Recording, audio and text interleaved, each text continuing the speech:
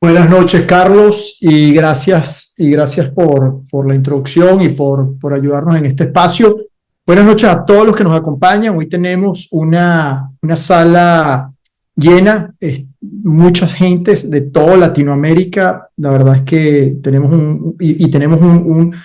vamos a tener un espacio súper interesante de conversación y quiero invitarlos a nuestros invitados especiales a que activen también sus cámaras.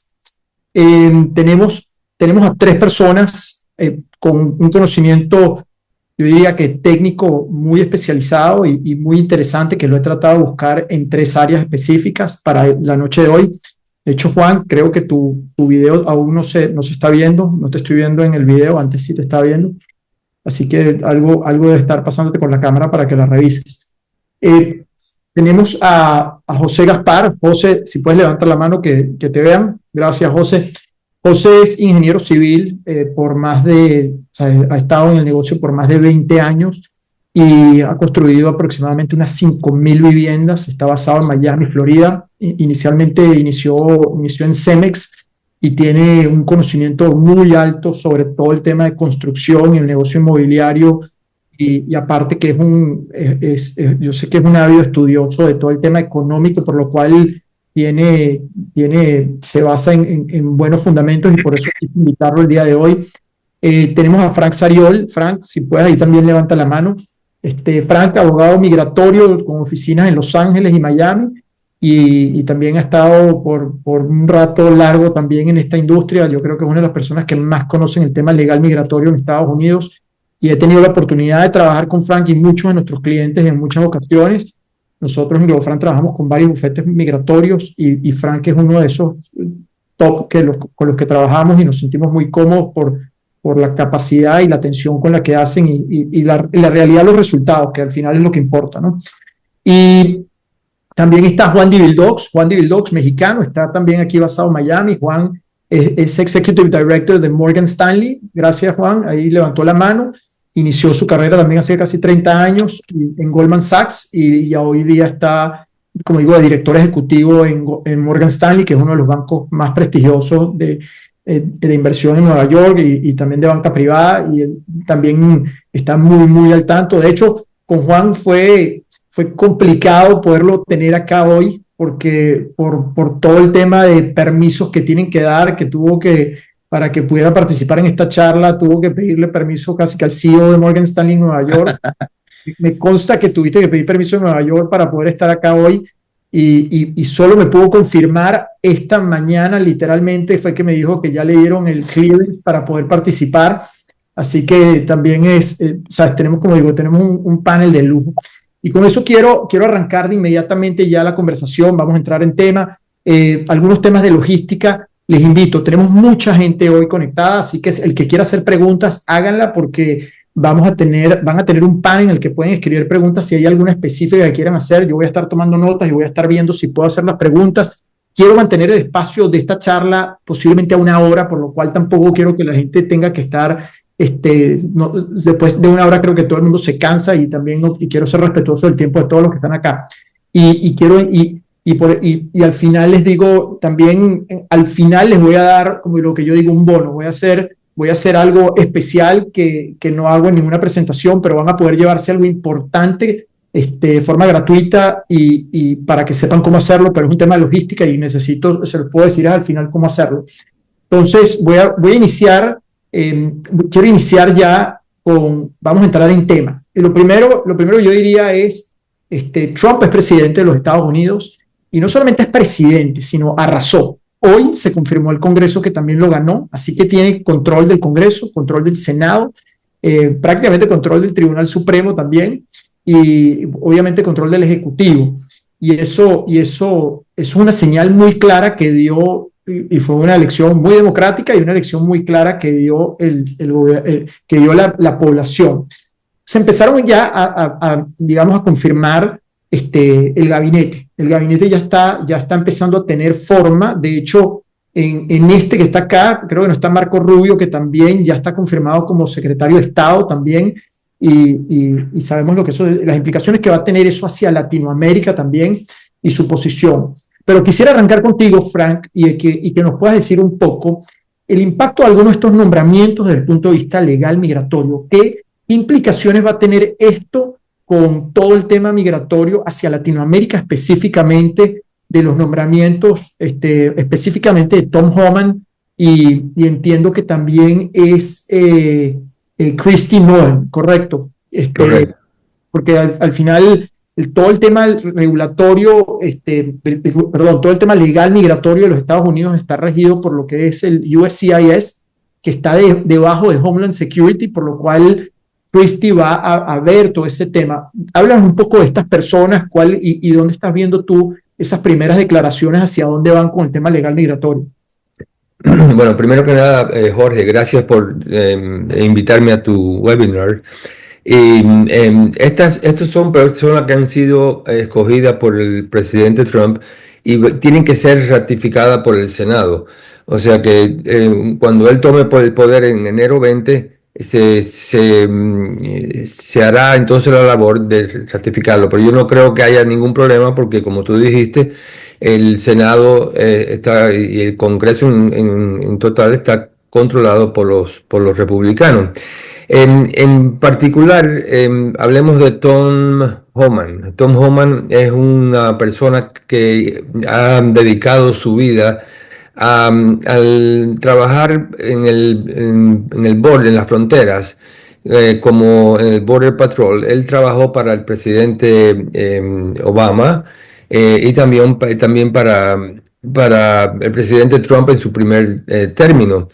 Y esta es una persona que cree que la mano fuerte es la que debe de regir en el país. Pero él se va a estar dedicando a todas las personas que están aquí ilegal en el país, o sea, sin ningún tipo de estatus. Y va a estar encargado de llevar a cabo esa promesa que hizo Trump de deportar a todas las personas ilegales, lo cual van a empezar con personas de mucho, con criminal, y después irán viendo personas que están aquí ilegal, pero sin ningún récord criminal.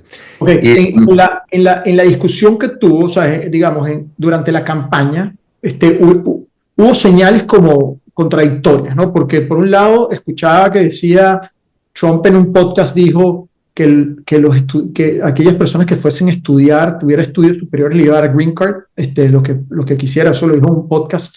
Por el otro lado, o sea, todo el discurso fue antimigratorio. Específicamente, vamos a hablar específicamente del tema de visas, ¿ok? En Estados Unidos hay más de 180 visas, ¿verdad? Y muchas de las personas que están acá el día de hoy son inversionistas, empresarios, que están evaluando también visas de inversión. Sabemos que hay visas de inversión E2 y la visa de inversión EB5, que como digo yo, son las que ofrecen los mayores beneficios migratorios. Dime tú, me gustaría, Frank, que nos digas rápidamente estas visas, de qué manera serán afectadas y qué otras visas ves tú que van a ser que pueden ser afectadas. Bueno, por suerte, una de las promesas en la campaña de Trump es de traer trabajos y dejar la labor aquí en Estados Unidos, hacerla crecer.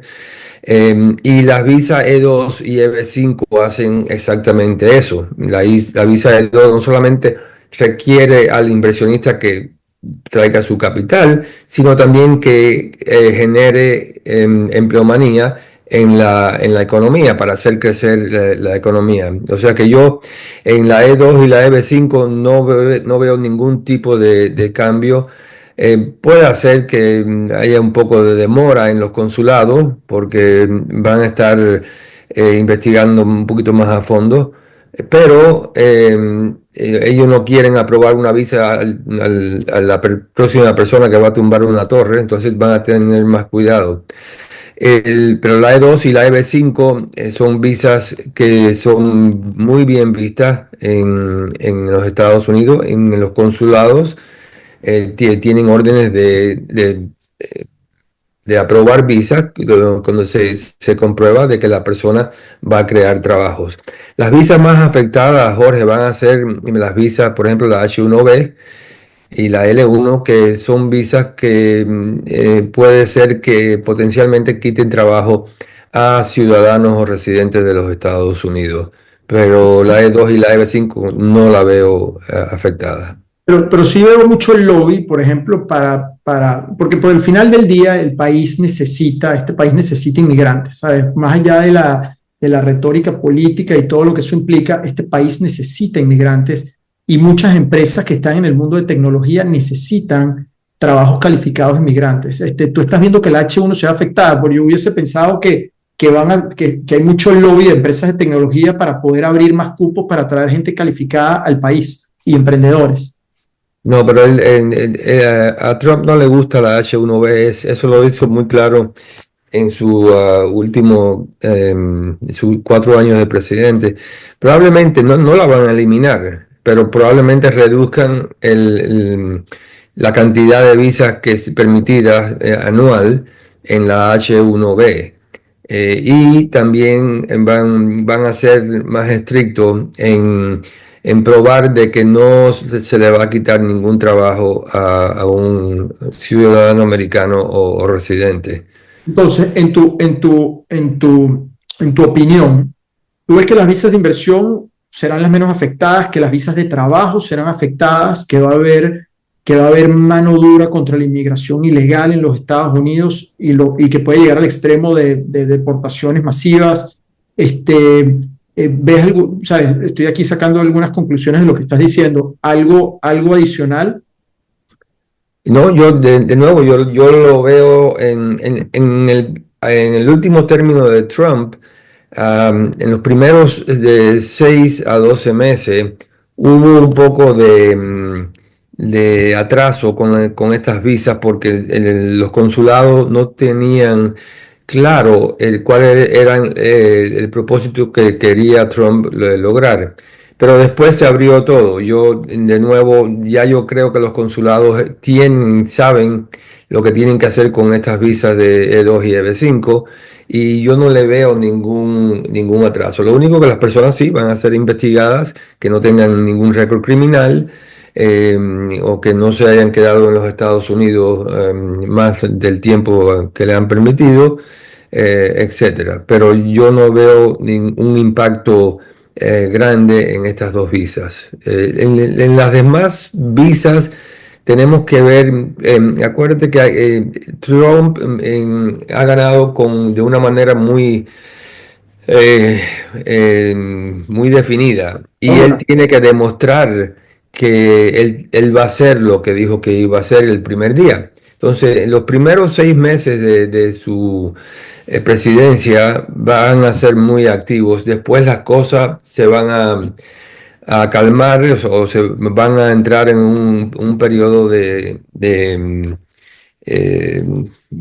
¿cómo se llama? De resolver con ya se han deportado los criminales y las otras visas como la visa O, la visa P, otras visas las visas de estudiante, pues agarrarán su nivel y serán aprobadas como están siendo aprobadas en este momento. gracias. Ahorita voy a cambiar ahorita el tópico un poco y van a ver estas próximas láminas y realmente impactan. A mí me impactaron cuando estaba haciendo esta presentación y mira, les comparto rápidamente. Estos son los índices más importantes del mercado de valores de los Estados Unidos y quiero que vean el repunte el día de las elecciones en Estados Unidos. Aquí está el Nasdaq, vimos el S&P y aquí está el Dow Jones. ¿Okay? Juan, hablemos un poco de economía en los Estados Unidos. ¿Okay? El mercado me llamaba la atención porque siempre decían que cuando repuntaba la bolsa antes de las elecciones generalmente ganaban los incumbentes y el mercado estaba subiendo, pero no ganó el incumbente y ganó Trump y se disparó completamente el mercado hacia arriba. Esto para mí es una señal clara que están diciendo vemos un futuro económico muy fuerte en los Estados Unidos. pero hay varias implicaciones que están detrás de esto, porque Trump también prometió una serie de acciones que pueden tener repercusiones. ¿Cómo están viendo ustedes en Morgan Stanley o cómo tú ves, Juan, las políticas por venir y el impacto que pueden tener? Perfecto. Gracias, Jorge, por la invitación y buenas noches a todos. Definitivamente sí vimos una reacción de los mercados el día siguiente de las elecciones esperada, no una reacción tan fuerte como se vio, pero siempre que gana el Partido Republicano, que es más pro mercados, se esperan buenos años de crecimiento. Ahora, como bien mencionas, hay otros factores que viene prometiendo Trump que pueden afectar que los mercados sigan actuando de esta manera. Y principalmente son dos, es las tarifas y el comercio. Él lo ha dicho muy claro, que le quiere aplicar tarifas a China, probablemente le quiere aplicar tarifas a México, si es que México no le ayuda en el tema migratorio. Muy probablemente va a pedirle a Sheinbaum que haga algo en la frontera sur para frenar la migración, y va a entrar con amenazas de tarifas a todas las importaciones o a las exportaciones de México y de China. Eso se espera que lo haga en su primer día de la presidencia, el 20 de enero, con algunas órdenes ejecutivas, y sobre todo por el lado de Chile. Entonces, eso es lo que podría ponerle un poquito de nerviosismo a los mercados. También viene anunciando recortes en los impuestos a las corporaciones, que se mantengan esos recortes, y eso obviamente mejora los márgenes de las compañías, y eso definitivamente ayuda en el crecimiento. Pero al mismo tiempo esos recortes, bueno, también pueden incrementar el déficit del país, ¿no? Entonces eso también causa un poquito de incertidumbre por ese lado. ¿Por qué? Porque el déficit sigue creciendo. Y como mencionaba, las tarifas van a ser un tema muy importante. Obviamente, si Trump le aplica tarifas a China, muy probablemente China se las regresará. Hay compañías directamente afectadas que operan fuertemente en China, como Apple, que produce una gran parte de sus productos allá. Entonces, tarifas hacia China le afectarían directamente a compañías como Apple. Y también se menciona una tarifa universal, que esa, si la aplica para todas las importaciones que se hagan, también puede causar definitivamente que ese costo o ese incremento en el costo de los productos, pues las compañías se lo pasen al consumidor. ¿Qué pasa? Que llevamos desde la pandemia, el Fed lleva tratando de reducir la inflación, lo ha logrado, sobre todo en el último año, y ha empezado a bajar tasas, y estos temas de las tarifas pueden generar inflación definitivamente. Entonces veríamos otra vez un repunte probable en la inflación. El tema geopolítico es un tema muy importante. Como mencionaban, Marco Rubio, postulado para secretario de Estado, ya tuvo una llamada con Zelensky la semana pasada, Trump, y estuvo presente también Elon Musk ahí. Y va a ser interesante cómo se resuelve el tema Rusia-Ucrania, qué concesiones les puede dar los rusos. Él ha mencionado que este conflicto tiene que terminar. Unas declaraciones de Marco Rubio dicen que están a favor de Ucrania, pero que es una guerra que está estancada, que no tiene solución, y mientras tanto toda la ayuda que ha dado Estados Unidos hacia Ucrania, pues el argumento es que todo ese dinero se podía utilizar mejor en infraestructura o en otros gastos en el país.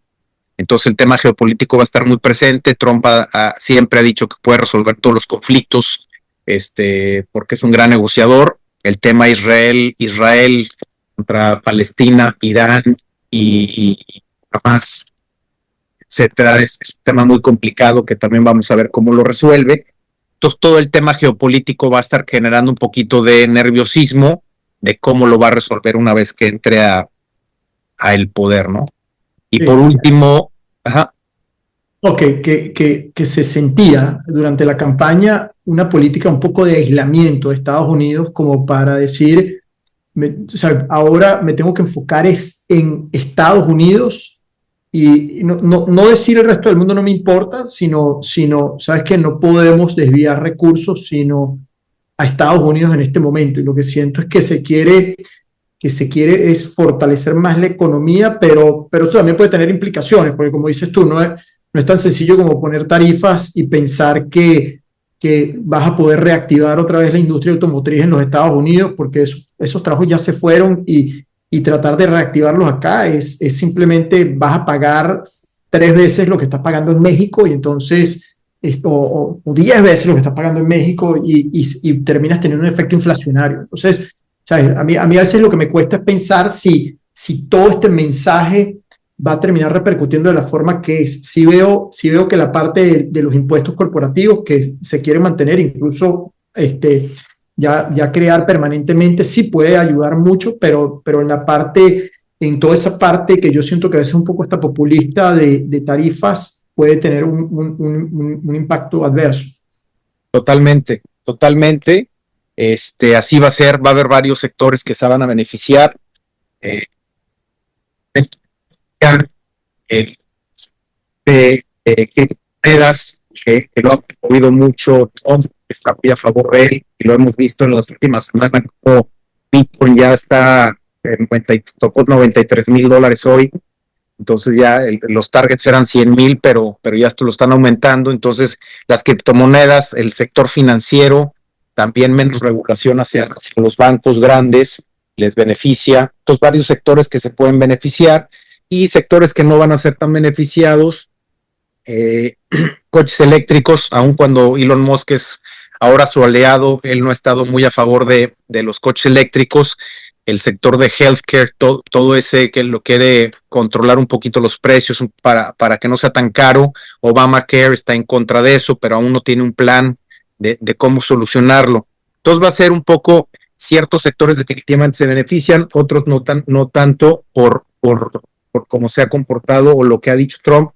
Y va a ser una presidencia volátil, como lo vimos en su primer término, y eso afecta a los mercados, porque cada declaración que da, cada mensaje que pone en su plataforma de tarifas, de empresas que se quieran mover a México, como Tesla, que iba a poner una planta en Monterrey, John Deere o cualquier empresa que tenía planes de instalar plantas en otro país, los va a empezar a amenazar con tarifas a sus productos. Entonces eso crea incertidumbre tanto en esas empresas como en los mercados. Y a los mercados lo que menos les gusta es la incertidumbre. Y ahí es cuando se ponen nerviosos. Tuvimos el 2023 y 2024 han sido años muy, muy buenos para los mercados. Estamos en niveles máximos y bueno, tienen mucho campo para dónde caer si es que hay mucha turbulencia o mucha incertidumbre. Entonces, ha sido una buena reacción, hay buenas perspectivas. El gabinete, como dice, se va formando. Hay personajes que falta que los apruebe el Senado, que van a ser controversiales, sobre todo el Departamento de Defensa, perdón, que falta que lo ratifiquen, pero depende a quién le pregunte, salen no con mucha experiencia. Y el Attorney General, que lo acaba de nombrar también a Matt Gaetz, que también, bueno, se espera que traten de regularizar un poquito el FBI y todo el área judicial. Esperemos que no con venganzas, pero sí. va a ser una presencia volátil definitivamente. Y hablemos de México específicamente, que es el trader principal, el partner, bueno, con China, el principal partner que puede tener ahí a nivel comercial. Estamos viendo que esto está impactando en México de una manera también fuerte. Si vemos el tipo de cambio en México está llegando a récords y no creo que baje. O sea, yo siento que esto es una tendencia. Como tampoco creo no creo que son como las mejores relaciones, porque al final del día yo creo que son dos gobiernos de extremos en el sentido de las políticas y las visiones de país que tienen. El mercado, ¿cómo se está comportando frente a esto? ¿Qué se puede esperar sobre esto? Bueno, la bolsa mexicana ha tenido un año muy malo. El peso, como lo vemos ahí, 20.50, de haber estado en 16. Hay gente que dice que debería estar mucho más arriba. por la incertidumbre en México, igual que acá. Ahora Morena tiene control de prácticamente todo y la reforma judicial definitivamente es preocupante. Entonces yo creo que el peso debería estar más arriba o puede llegar más arriba. Ahora las remesas, el nearshoring, todo eso ha ayudado definitivamente a que se mantenga relativamente fuerte el peso. ¿A dónde va? Yo no creo que nadie sepamos. Son muchos factores, tanto de México como de cómo se comporta el dólar. El dólar se ha venido fortaleciendo últimamente desde las elecciones y eso ha causado que se debilite un poco más el peso. Pero la economía en general en México, como dices, el tema migratorio y el tema de las tarifas va a tener impacto, y el que lleguen las empresas extranjeras, como venían haciéndolo, a instalarse en México, saliéndose de China y llegando a México, obviamente por ser vecinos, ha tenido muy buenos resultados en la presidencia de López Obrador, aun con todo lo que hicieron malo. La economía se mantuvo relativamente estable, las compañías les fue bastante bien. Entonces, por ese lado de la economía, macroeconomía ha estado estable, pero ahora tenemos muchos cambios desde la reforma judicial, y ahora con Trump definitivamente va a estar presionando a Sheinbaum para que haga algo en el tema migratorio, que es su prioridad. Entonces las tarifas en México son las que van a causar. Y ahora paso a una industria más específica, que es una industria en la cual los latinoamericanos ¿sabes? Están acostumbrados a participar, y es la industria de real estate. Y es como el sector más fuerte de la economía de Estados Unidos, y lo que genera la mayor cantidad de empleos y lo que genera el mayor movimiento económico dentro del país. José, bienvenido José, y gracias por estar acá hoy. Cuéntanos, ¿sabes? ¿Qué es lo que se está percibiendo de ahora en adelante? ¿Sabes? Sabemos que el Fed recientemente bajó 1/4 punto porcentual, y se espera que haya ese movimiento hemos tenido las tasas de interés de una manera bastante alta. Ahora, llévanos un poco por lo que está el mercado y hacia donde debería ir el mercado de todo el real estate. De acuerdo, Jorge, gracias por tu invitación y un saludo para todos. Bueno, mira, Jorge, nosotros acá en la Florida estamos bastante optimistas. La realidad es que hemos colocado los últimos años todo nuestro esfuerzo acá. Si sigues un poco la tendencia de los flujos de capitales, pues tal vez todos conocen la noticia de que grupos fuertes financieros como Citadel han estado moviendo sus headquarters, o digamos sus residencias fiscales, acá al estado de la Florida. En este caso, Ken Griffin. Lo han hecho algunas otras personalidades como Jeff Bezos.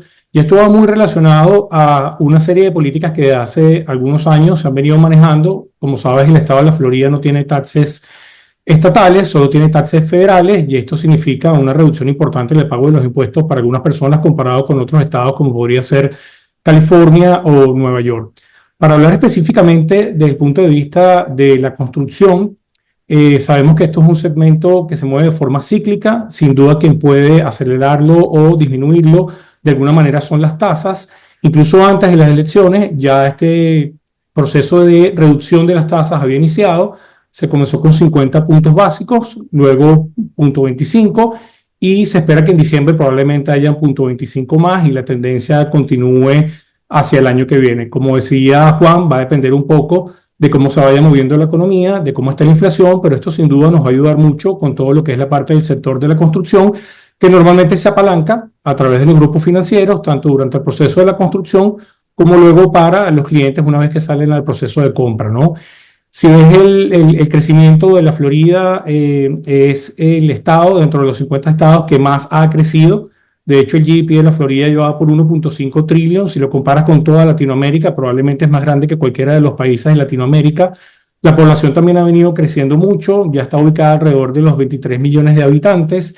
Y ha venido un flujo ahora, ya no solo de latinos como nosotros, que vienen de alguna manera a colocarse acá con sus familias para resguardar su patrimonio o para buscar algún tipo de beneficio desde el punto de vista del desarrollo familiar, sino que también ahora hay muchos inmigrantes que son de los Estados Unidos, que vienen de otros estados como California, Chicago, Nueva York, Pensilvania, que vemos que de hecho son los usuarios finales de nuestras casas. Yo te diría que luego del COVID, entre el 80 y 90% de los usuarios finales de nuestras casas son americanos, ¿no? Hablemos un poco de ese sector, que es el sector de viviendas residenciales, que es el grueso de la economía y es lo que mueve, lo que mueve la economía del real estate. En Florida se ha construido bastante, se ha generado un inventario importante. ¿Cómo estás viendo ese movimiento de inventario y lo que está sucediendo a nivel de construcción de viviendas en Florida? Sí, te comento un poco, Jorge. A nivel nacional, el inicio de nuevas viviendas se estima aproximadamente en 1,5 millones. De hecho, estos últimos años no ha alcanzado ese pico de 1,5 a 1,8, ha sido un poco menor, y de eso más o menos el 10% se construye en Florida. Si te pones a pensar de que tenemos una llegada de americanos hoy en día en el orden de los 500,000, de los cuales aproximadamente 350,000 se quedan a vivir en la Florida, todavía la capacidad de producción de nuevas viviendas está por debajo de lo que pudiera cubrir esa demanda. De hecho, si ves el volumen de los inventarios, apenas estamos regresando a lo que sería la tendencia normal de inventario de los años previos a lo que fue el momento del COVID, ¿no? Y si pensamos ahora, porque con el tema de la inflación, y podemos ver en esta gráfica que sale lo que es el índice de precios, el índice, ¿sabes? El índice de las casas está subiendo de precio, pero no necesariamente, no sé, es mi percepción, dime tú, no necesariamente el salario de las personas está subiendo a esa misma tasa, lo cual con las tasas de interés altas no sé si necesariamente se traduce en que la gente pueda comprar más casas, sino posiblemente va a tener que hacer una estrategia de rentar las casas, ¿sabes? He escuchado incluso de grupos como Blackstone, que son grupos de inversión en Nueva York, bancas de inversiones muy grandes que están buscando incluso tener inventarios inmensos y tener un sistema como de Airbnb de casas y donde el futuro del americano no sea necesariamente ser dueño de las casas, sino tener estructuras para rentar de forma masiva casas, porque puede que sea inviable para las personas comprar. ¿Lo que estoy diciendo es una locura o qué grado de certeza hay acá y cómo lo estás viendo tú? No, tienes mucha razón, Jorge. No solamente Blackstone, también BlackRock y estos grupos muy grandes han estado haciéndose un inventario importante aquí en el estado de la Florida de manera de empezar a controlar ese mercado también, ¿no?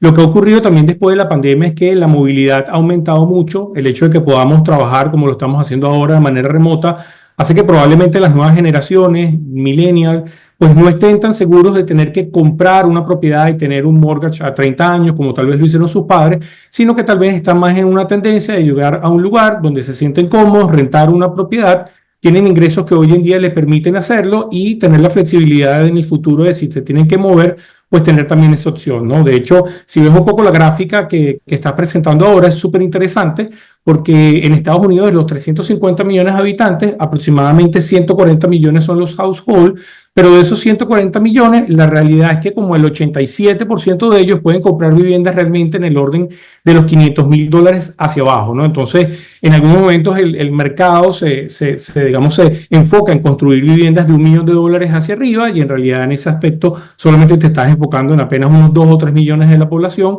pero el gran grueso de la capacidad de compradores realmente está por debajo de los 500,000, es donde hay el déficit más grande. Se estima que ese déficit que se empezó a generar desde el 2008 está por arriba de los 5 millones de unidades y va a tomar todavía algunos años para poder ser cubierto. Sí, eso lo escuché durante la campaña, principalmente de Kamala, que tenía todo el plan de darle un plan de incentivos para los que estaban comprando primeras casas y todo lo que eso contemplaba. Y se hablaba mucho de ese déficit. No sé si Trump tiene alguna política que está orientada hacia lo que es cubrir este déficit. ¿Hay algo que tú estés de conocimiento o tú lo ves más como las reglas del mercado en el cual cuando las tasas bajen el acceso a créditos y eso va a permitir que la gente pueda, y eso es lo que está buscando más Trump? Ese es un primer punto, pero es conocido que los gobiernos republicanos son bastante más, digamos, amigables al sector corporativo, a la reducción de taxes y también a la reducción de lo que son los fees. Entonces, en ese sentido, digamos que la estructura del gobierno de Trump tiene algunas políticas, como entre las cuales busca, por ejemplo, reducir los impact fees Nosotros sabemos que eso dentro del presupuesto de la vivienda está en el orden de por lo menos un 7 al 8%, así como que es el costo de la mano de obra también. Entonces, reduciendo un poco lo que es el impacto de este par de elementos, tendríamos un beneficio en la reducción de lo que sería el costo de la producción de esas viviendas, con también algunas otras políticas que podríamos ver más hacia lo que es el West Coast de los Estados Unidos, donde hay una gran cantidad de tierra, de terreno, que está en manos del gobierno como tal, y están buscando la posibilidad de colocar esos terrenos hábiles para que de alguna manera el sector privado pueda invertir sobre ellos y construir para mejorar de alguna manera en estos lugares el inventario. No es el caso de Florida, pero sí lo puedes ver en estados como Nevada, Utah o en algunos de ellos donde el porcentaje de tierra disponible en su gran mayoría forma parte del estado de gobierno. Perfecto. Voy ahorita voy a poner aquí como un punto picante. Juan habló un poquito sobre esto, pero yo quiero, que muchos saben un poco de mí, pero los que no saben, yo soy venezolano, tengo más de 20 años viviendo en los Estados Unidos. Vivo acá por las razones que ustedes se pueden imaginar. La situación en Venezuela se convirtió complicada y compleja y eso nos llevó a muchos tener que salir del país. Esto de alguna manera representa, esto para mí me causó bastante shock la primera vez que yo lo vi. ¿Okay?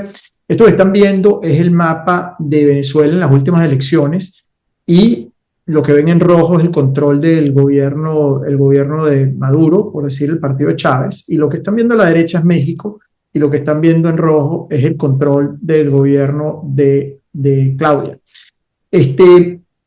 Hoy día yo diría que o sea, son países de izquierda, son ambos países de izquierda, en donde los poderes de alguna manera están controlados por un gobierno central. Y ahora colocan a Marco Rubio, que Marco Rubio ha sido ha sido el mayor crítico, uno de los mayores críticos del gobierno de Venezuela y también de los gobiernos de izquierda. Aquí, Frank, ¿qué podemos esperar de la política migratoria y de Estado de Estados Unidos hacia muchos países de Latinoamérica? Porque aquí ponemos dos, pero realmente yo siento que el único país que tiene, digamos, una ideología similar podría ser Argentina en este momento, pero más allá de eso no veo casi nada. Bueno, El Salvador de alguna manera, ¿no? Entonces, ¿qué opinas tú de esto? Bueno, Jorge, yo creo que en este momento, por desgracia, la prioridad de Estados Unidos no es hacia Latinoamérica. Efectivamente, muchos esperábamos que Trump en su primer término hiciera algo con Venezuela y no lo hizo. No sabemos en realidad por qué. Los países latinoamericanos tienen la tendencia a ser izquierdistas, con la excepción obviamente Argentina y a lo mejor Salvador. Pero yo creo que Trump se va a concentrar más en la situación que estamos viviendo ahora en lo que es Europa, o sea, de Ucrania, Rusia, y con la situación de Israel y Hamas. Sobre la parte de Latinoamérica, lo que hablaron ustedes antes de las tarifas con México, él sí va a poner mucha presión, inclusive ha criticado el hecho de que estamos exportando trabajos para México y no los estamos dejando aquí en Estados Unidos. Yo creo que la presión va a ser fuerte para que México de alguna manera nos ayude a los Estados Unidos a blindar esa frontera y no dejar que todos los centroamericanos, cubanos, venezolanos que han estado entrando por la frontera entre libremente, como ha pasado en este término de Biden y Kamala. Hacer una pregunta rápida a los tres. ¿Ustedes se sienten ¿Optimistas, pesimistas o no saben todavía con la entrada de Trump sobre lo que va a ser el futuro económico de Estados Unidos? ¿Tú, José? Mira, Jorge, yo la verdad me siento bastante optimista. Como comentaba Juan antes, si normalmente hay un rally después de la victoria de cualquiera de los dos partidos políticos, pero en este caso nosotros estamos viendo que ese rally ha sido extendido y que de alguna manera es porque la mayoría de las encuestas que se hacían en los Estados Unidos, algo así como el 70%, respondía que la preocupación principal que tenían en el país era la economía. Y nos damos cuenta que definitivamente el resultado de las elecciones, pues ese fue el elemento que prevaleció para que Trump ganara. Los partidos republicanos son vistos como mejores administradores, como te comenté antes, partidos que van un poco más flexibles o que son más amigables para lo que es el desarrollo empresarial. Esto de alguna manera genera reinversión, hace que la economía sea mucho más dinámica, esto permea a los trabajadores y empieza a haber más liquidez en la mano de cada uno de los trabajadores. En el sector de la construcción, por ejemplo, vemos que realmente más que darle a la persona de alguna forma una ayuda para que termine completando lo que sería un down payment, las personas lo que quieren realmente es tener la capacidad de ganar o tener un salario mejor para poder pagar ellos su renta o decidir cuándo comprar la casa en el momento que quieran, ¿no? ¿Y tú, Juan? Yo sí estoy optimista, pero yo creo que tiene una tarea difícil Trump. ¿Por qué? Porque él va a buscar, él lo que le interesa es obviamente quedar bien con lo que prometió, y para lograr eso necesita que la inflación se mantenga baja y siga bajando, y también que las tasas bajen. Por eso quiere tomar un poco más control del Fed, para tener más control de cómo se bajan las tasas. Y la gran prueba va a ser la canasta básica. O sea, esta elección, como mencionan, todo el mundo está enfocado en la economía. El precio de la leche, el huevo, etcétera, que tanto mencionaba Trump, que todo estaba muy caro, es una realidad. Para la clase media baja ha subido el gasto dramáticamente, y con las tasas altas que tuvimos en los últimos años, la deuda de las tarjetas de crédito está en máximos, con tasas muy altas. Entonces, como menciona ahorita José, la gente no puede pagar tarjetas de crédito, no puede pagar el súper, no puede pagar sus gastos básicos.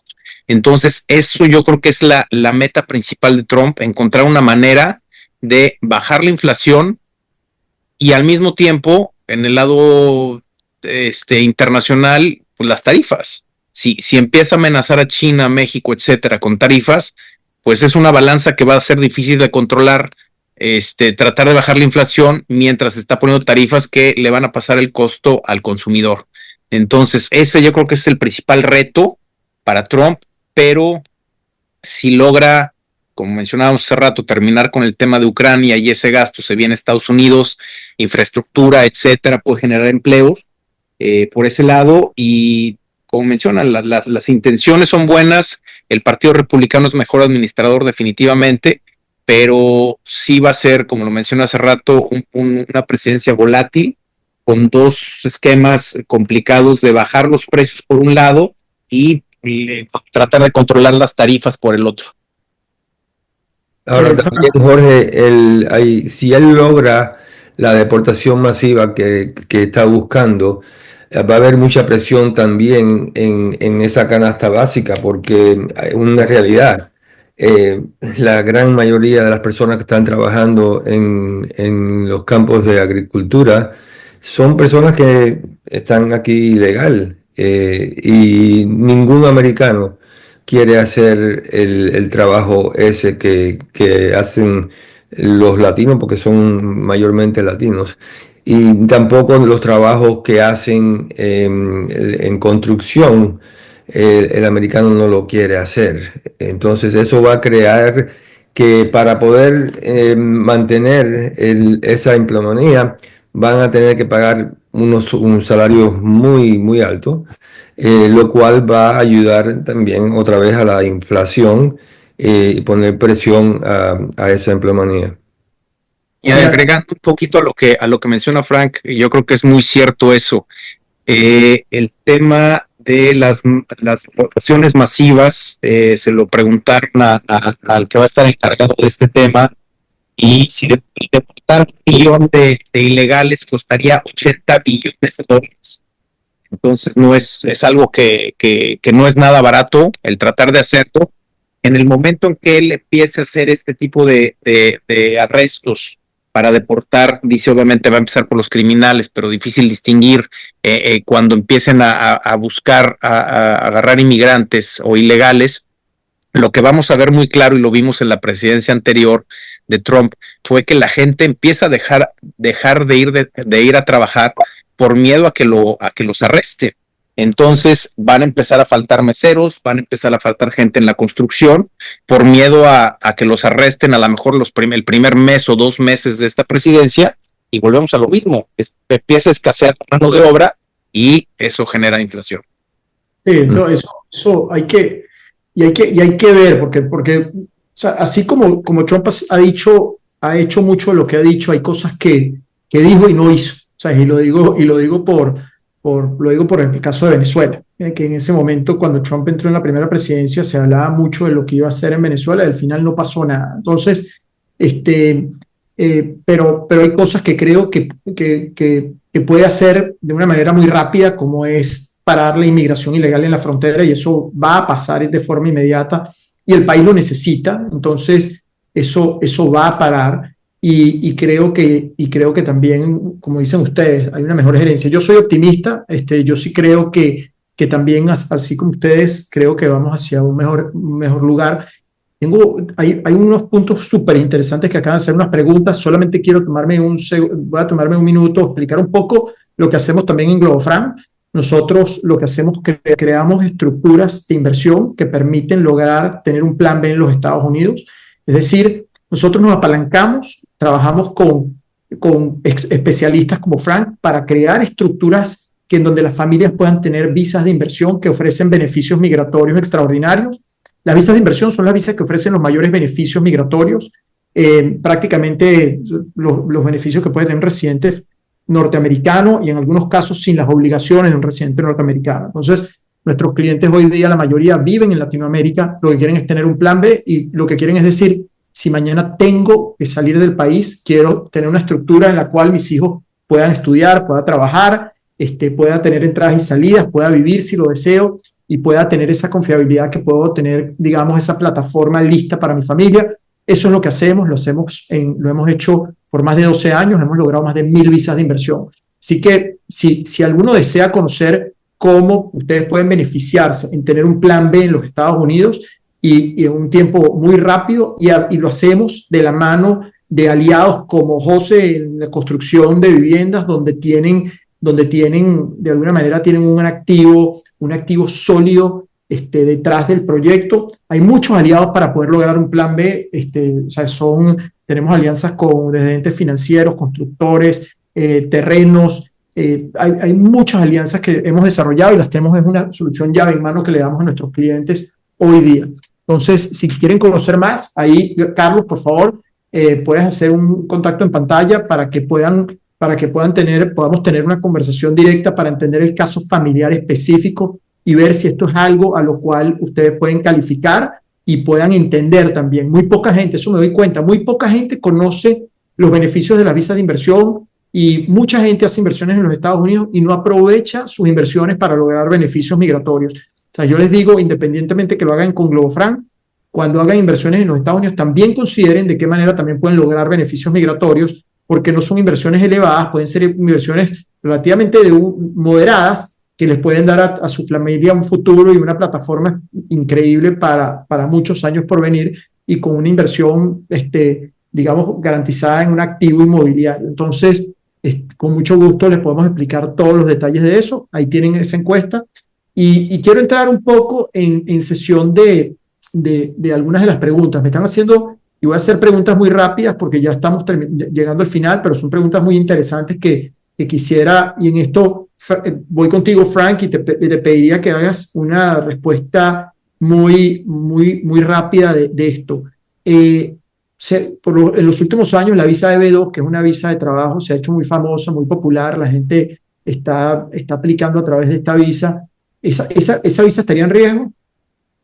¿Esa visa qué? ¿Estaría en riesgo viendo ¿Estaría en riesgo? tanto? La visa EB2 es una visa de interés nacional, National Interest Waiver Visa, y los Estados Unidos no todo el mundo califica para esa visa.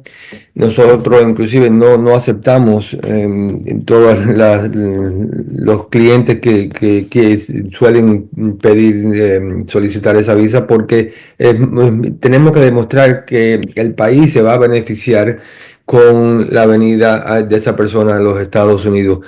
Yo no creo que va a ser afectada, lo que sí creo de nuevo que las investigaciones y los oficiales que van a estar aprobándolo van a estar más estrictos sobre la ley, pero siempre estamos buscando en los Estados Unidos importar talento que va a beneficiar al país. Okay. La visa E2, la visa E2 es una visa que hace un tratado, que es una visa de inversión, que ofrece una cantidad de beneficios. Es un tratado que hace el Congreso de Estados Unidos con el Congreso de distintos países. En el caso de Latinoamérica, países como México, Argentina y Colombia, Chile, pueden optar a la visa E2. Otros países no pueden. Venezuela, por ejemplo, no puede. Brasil no puede. Pero si tienes un pasaporte italiano o español, también podrías. Una pregunta ¿sabes? Algo que pasó fue que en el caso de antes Bolivia y Ecuador podían optar por esa visa y Evo Morales y Correa cancelaron el tratado y ya los bolivianos y los ecuatorianos no tienen acceso a esa visa. ¿Hay algo de por qué preocuparse en el caso de México? A mí una de las cosas que pienso, y aquí esto es una pregunta también para Juan, y esto es un punto importante. Se está viendo una salida importante de capitales de México. O sea, mucha gente está tomando precauciones o sea, yo lo hablo nosotros como empresa, como Globofran, la cantidad, el volumen de gente que nos busca para montar un plan B en los Estados Unidos, no lo habíamos visto antes y con mucha gente que hablamos va también relacionado con el hecho de que ya están diversificando porque más allá de que no quieren tener la plata en pesos, están viendo el riesgo país y están empezando a ver. ¿Cómo te sientes tú, Juan, en el caso de México? ¿Pesimista, optimista, neutral? Y a ti, Frank, ¿tú ves algún riesgo con el tema de la visa 2 en México? Por el lado del lado de inversiones, desde ya varios años la gente ha venido tratando de sacar patrimonio de México, aprovechando el tipo de cambio. Ahora que entró Claudia y con la reforma judicial, sí hemos visto a la gente más preocupada. Hemos visto gente que nos ha pedido ayuda en cuanto a vender algunos negocios para tener más liquidez y poder, en caso de tener que salir del país. Obviamente mucha gente ha emigrado a España, pero sí hemos visto más interés de la gente en precisamente lo que tú estás haciendo, en tener un plan B en el que no se tienen que salir, pero ya tienen una salida planeada. Sí hemos visto más flujo de activos hacia acá. Nuestros clientes han seguido sacando parte de su patrimonio. Pueden sacar por el tipo de cambio. Entonces sí vemos a la gente preocupada, sí vemos a la gente buscando una alternativa de inversión. De dónde migrar, ya sea a España o a Estados Unidos. Y en el caso, Frank, ¿tú estás viendo algo de riesgo con el tema de que el tratado de la visa E2 con México pueda tomar alguna acción? Sí, mira, la visa E2, Jorge, es una visa de reciprocidad. O sea, Estados Unidos le da al país el tiempo de vigencia de la visa según ese país le da a los ciudadanos de Estados Unidos. En el caso de México son 4 años. Puede ser que si se crea algún tipo de guerra entre Estados Unidos y México en la parte financiera, que México decida abandonar ese tratado y efectivamente cancele entonces la visa E2. Sin embargo, cuando se cancela una visa E2 siempre hay un periodo de unos 10 años que la persona que ya tiene la inversión puede seguir pidiendo la visa E2. Y yo en este momento no le veo el peligro, pero no sabemos cómo va a actuar Trump hacia México, así que México pudiera en efecto cancelar ese tratado. Y entonces sí, por cierto, la visa E2 es una visa excelente para aquellas personas que no tienen otros métodos de venir a vivir a Estados Unidos, porque con una inversión relativamente pequeña pueden vivir y trabajar, los niños ir a la escuela y tener todos los beneficios que tengo yo como ciudadano, con la excepción de votar. Así que con entrada libre al país, estadías de 2 años. O sea que sería una desgracia de que los mexicanos no pudieran seguir disfrutando del beneficio ese de la visa E2. Yo le digo que esa es como la tarjeta negra de las visas, es el black card de las visas que te da los mayores beneficios tenerla. Ujú. José, hace una pregunta interesante acá y nos han hecho muchas preguntas, no creo que podamos responder todas, pero estoy tratando aquí de sacar algunas de ellas hacia ustedes. En los Estados Unidos la tasa de interés de referencia ha bajado recientemente, pero las tasas hipotecarias y los precios de las casas no han bajado. ¿Esto no afecta al modelo de negocio?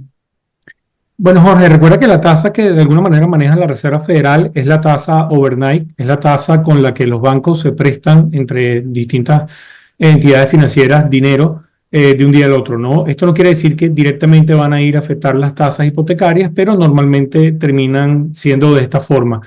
Definitivamente estas tasas venían de un valor cero. Eso tampoco era lo normal. Lamentablemente, pues de alguna manera las personas tienen un poco de memoria corta y por supuesto se acostumbran a lo que es sencillo, que es tener una tasa de un mortgage muy baja, pero el histórico realmente ha estado más bien en el orden de los 5 o 6 puntos. Trump está hablando de tratar de llevar esa tasa a 3%. No sé, digamos, en cuánto va a ser el plazo que lo va a lograr, pero yo te diría que mientras que se normalicen en el orden de 5 a 6%, estaríamos en un estado, digamos, desde el punto de vista del real estate de promedio anualizado, ¿no? No tendría ningún impacto negativo. Ok. Carlos nos hace una pregunta y voy a responderla muy rápido. Él nos dice la diferencia entre la visa E2 y la visa B5. Ambas son visas de inversión. La visa B5 te lleva a un green card, la visa E2 y es dentro de la categoría de lo que se llaman visas de inmigrante, y la visa E2 está dentro de la categoría de visas de no inmigrante, pero es una visa también de inversión. No te lleva al green card, pero te da una cantidad de beneficios. La visa E2 está muy bien diseñada para plan B, para montar un plan B en los Estados Unidos. La visa B5 es para el que ya quiere vivir en los Estados Unidos y quiere tener un green card. Pero el vivir en los Estados Unidos tiene otras implicaciones, como convertirlo en un residente fiscal americano. Entonces ya tiene otras implicaciones. Por eso es que cuando, por ejemplo, nosotros nos sentamos con un cliente, lo primero que preguntamos es cuál es tu objetivo. ¿Tú lo que quieres es tener un plan B o tú te quieres ir ya a vivir a los Estados Unidos? Y dependiendo de la estrategia que quieran hacer, hay visas para eso. Por lo cual yo les digo, como les decía, existen más de 180 visas. O sea, nosotros en Globofran trabajamos con las visas de inversión porque al final del día son, como decía, son las que tienen las tasas de aprobación más altas, los procesamientos más rápidos y ofrecen los mayores migratorios. Pero no necesariamente son las únicas visas. Hay otras visas que se pueden hablar. Aquí se habla de la visa H1, L1, EB2, visas, hay muchas visas que se pueden. La realidad es que también una de las cosas que cuando yo arranqué Globofran hace unos 12 años, muchos amigos, arranqué porque muchos amigos me estaban pidiendo cómo ayudarlos para salir de Venezuela en su momento con algo, y lo que me di cuenta es que la mayoría de las visas tienen unas tasas de aprobación muy bajas. Entonces, la verdad es que nosotros no queremos ese riesgo, queremos que haya una certeza en lograr la visa y que haya una certeza en la inversión que se hace, y eso es lo que de alguna manera hemos perfeccionado a lo largo de todos estos años, ¿no? Quiero ya con esto ir terminando. Lo que quisiera es tener sus observaciones finales. Empecemos por ti, Juan. ¿Qué deberíamos de esperar positivo y cuál podría ser o sea, que no quiero ponerlo como un negativo, pero qué riesgo podría conseguirse con la administración de Trump y qué oportunidad, ¿sabes? ¿Cuál podría ser ese riesgo y oportunidad de una administración de Trump por los próximos 4 años? Bueno, yo creo que la economía está optimista de lo que pueda venir. Como mencionaba hace rato Frank, yo creo que a lo mejor las promesas de campaña, muy pocas se cumplen, y el objetivo de la deportación masiva va a ser muy complicado, pero sí el frenar el flujo de ilegales va a ser el objetivo principal. Entonces, ya logrando eso, se va a dar por satisfecho Trump en ese lado, en el frenar el flujo de inmigrantes ilegales. Y por el lado de la economía, las perspectivas son buenas. Yo creo que recibe una economía muy sana, con inflación ya cerca del 3% o un poco más abajo. Un mercado en máximos, estabilidad en varios frentes. El tema geopolítico obviamente es lo que puede causar algo de ruido, pero bueno, vamos a ver cómo tratan de resolver eso.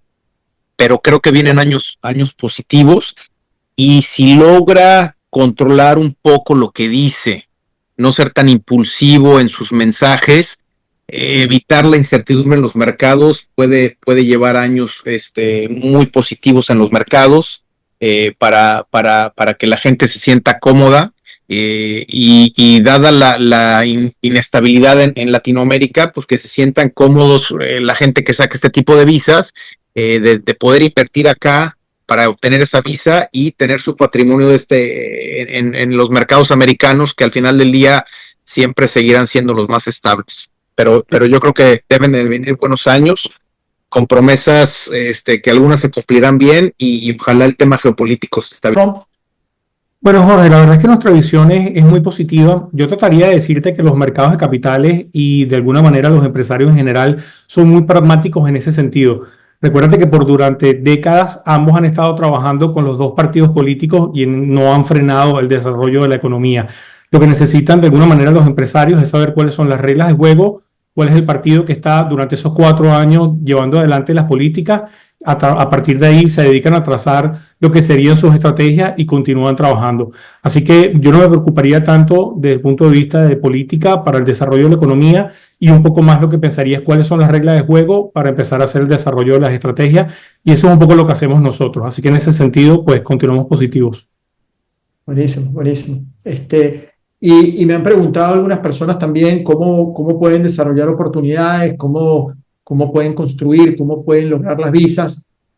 Como les dice, creo que pueden, si no participaron en la encuesta que Carlos puso anteriormente, pueden escribirnos también un correo electrónico acá mismo y nos dicen para tener una cita, y nosotros ayudamos a coordinar todo. Ya lo tenemos, como les decía, todo estructurado para que a través de un solo punto de contacto puedan empezar a diversificar afuera, lograr beneficios migratorios de esa diversificación, y puedan tener un proceso efectivo para ustedes y para su familia, que lo hemos hecho con miles de personas a lo largo de 12 años. Así que con mucho gusto podemos atenderlo. Mañana, una vez que lo escriban, mañana tendrán un contacto de alguien de nuestro equipo para empezar a coordinar lo que pueden ser reuniones personalizadas para entender específicamente qué es lo que están buscando y canalizarlos para que puedan lograr su mejor proyecto. Adelante, de tu lado, Frank, oportunidades, riesgos. Bueno, yo creo que la oportunidad en este momento es las personas que están considerando el plan B. Si yo estuviera en sus zapatos, estaría tratando de lograr procesar ese plan B, para que no haya ningún tipo de incógnita que nos pueda sorprender en el futuro con lo que es esta presidencia del señor Trump. Nosotros hemos visto un gran incremento en México, en particular, en las personas interesadas en las visas E2, EB5, y muy preocupadas las personas en tratar de venir para los Estados Unidos antes que cambien la situación, si es que va a cambiar. Yo les dije, hace como un mes estaba escuchando un podcast del New York Times, que estaba haciendo un análisis un poco de Trump, y ellos decían que Lo que pasa es que mucha gente, incluso que trabajó con Trump en su primera presidencia, lo empezaron como a la palabra, no sé la palabra en español, no la tengo, pero como que empaquetar y decían, dependiendo de cómo se despierte ese día, si es el good Trump o el bad Trump. Y entonces ellos decían, si es el good Trump, tenemos el mejor país del mundo. Si tenemos el bad Trump, tenemos un país en conflicto. Entonces, yo creo, yo soy más optimista. Yo creo que Trump, dentro de todo, ha madurado un poco esa parte. Por el otro lado, ya no va a tener, digamos, no va a tener oposición dentro de eso, no va a tener, o sea, si se va a pelear con él mismo, por lo cual ya no es que el Congreso lo está trancando o que el Senado lo está trancando, sino que va a poder llevar sus políticas a cabo. Por lo cual yo soy más optimista. Sí espero que no se vaya tanto al lado populista, donde yo creo que ahí es donde está el riesgo. Si se va al lado populista de tarifas muy altas y de deportaciones masivas, creo que eso va a tener un impacto negativo en los mercados, en el trabajo interno, etcétera. Pero dentro de mi parecer, Trump también en estos 4 años está tratando de crear un legado, y ese legado va a ser que se mantenga el Partido Republicano por no 4, sino 12 años más, y eso se va a poder crear. Él ya vio que perdió las elecciones cuando, digamos, ese bad Trump salía, y por eso prácticamente perdió las elecciones contra Biden la primera vez. Ahora, si él toma la posición de lo que el país quiere, y fue lo que le pidió, si el país lo que quiere es economía, vamos a darle la economía más fuerte del mundo, y si entrega la economía más fuerte del mundo, vamos a tener un país en pleno crecimiento por los próximos 4 años, por los cuales yo sí considero que es el momento de no solamente tener un plan B en los Estados Unidos, diversificar en los Estados Unidos. Es la primera economía del mundo. Estamos viendo todas las otras economías prácticamente del mundo, a nivel político, a nivel económico, a nivel social, sufriendo. Este es un país que va en un solo camino, y por eso todo el mundo quiere estar acá. Con eso, de alguna manera, me despido. Le doy muchas gracias a José, que estuvo con nosotros, experto en el tema de construcción y real estate. Frank Sariol, abogado migratorio, especialista, muchísimos años de experiencia con que hemos trabajado muchísimo. Gracias, Frank. Juan, Morgan Stanley, conocimiento banca privada, buen amigo, y también con conocimiento del mercado de capitales. Ha sido súper enriquecedor esta charla. Los que llegaron tarde, vamos a poderla grabar y para que la puedan tener. Y aquí seguimos. Próximamente los estaremos invitando para la próxima. Buenas noches a todos y muchas gracias. Gracias, Jorge. Gracias. Saludos a todos. Saludos a todos. Muchas gracias.